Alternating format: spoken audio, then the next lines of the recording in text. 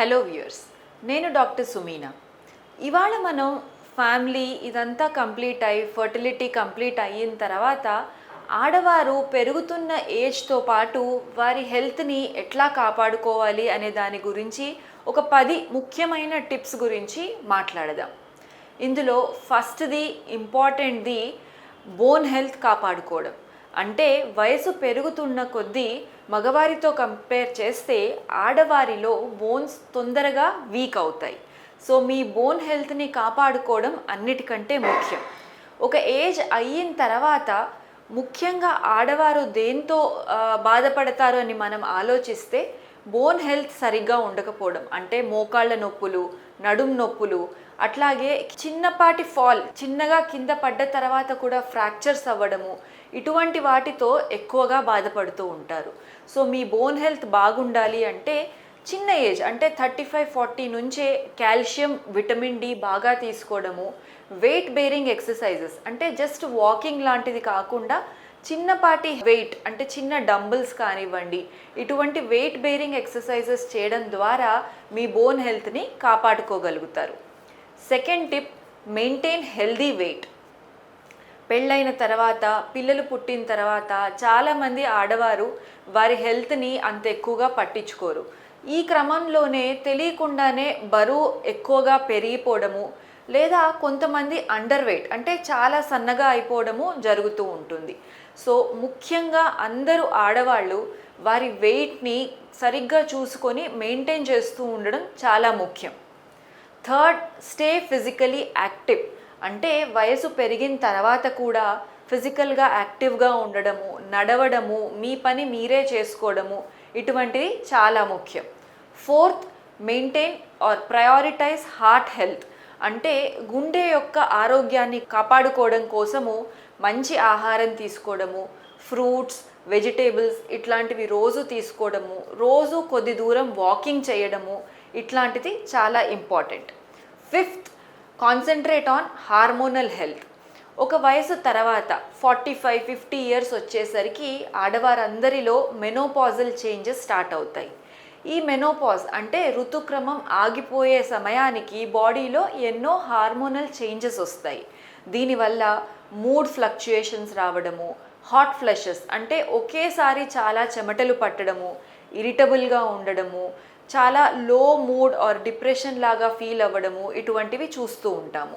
ఇటువంటి సిమ్టమ్స్ కానీ మీకు ఉన్నట్టయితే వెంటనే డాక్టర్ని సంప్రదించి హార్మోనల్ రీప్లేస్మెంట్ ట్రీట్మెంట్ తీసుకోవడం ఎంతో ముఖ్యం.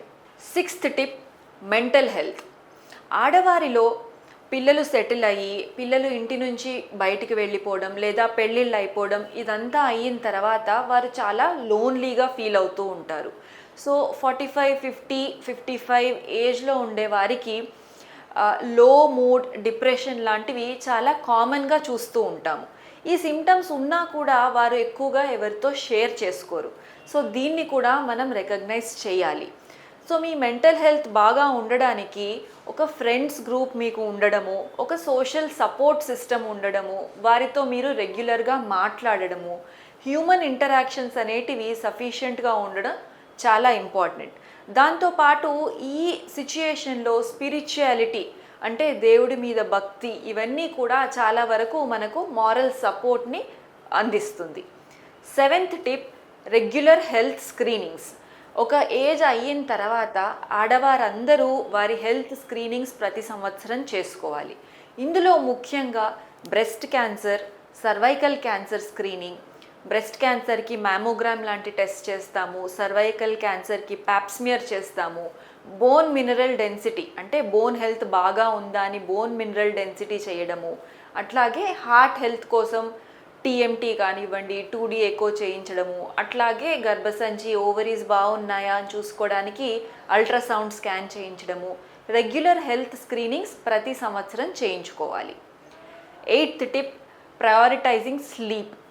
నిద్ర కూడా చాలామంది ఆడవారిలో వయసు పెరిగిన తర్వాత ల్యాక్ ఆఫ్ స్లీప్ అంటే తొందరగా నిద్ర పట్టకపోవడము, నిద్రపోయినా రోజులో 3-4 గంటల కంటే ఎక్కువ నిద్ర లేకుండా ఉండడం చూస్తూ ఉంటాము. సో ఒక హెల్దీ పర్సన్కి minimum 7 to 8 hours of undisturbed sleep ఉండడం ఎంతో ముఖ్యం. సో మీకు స్లీప్ కనుక సరిగ్గా లేకపోతే దాన్ని ఎట్లా ఇంప్రూవ్ చేసుకోవాలి అని దాని గురించి డాక్టర్ని సంప్రదించండి. 9th, sarcopenia. ఇది ఎవరికి తెలీదు, ఎక్కువగా మాట్లాడుకోము.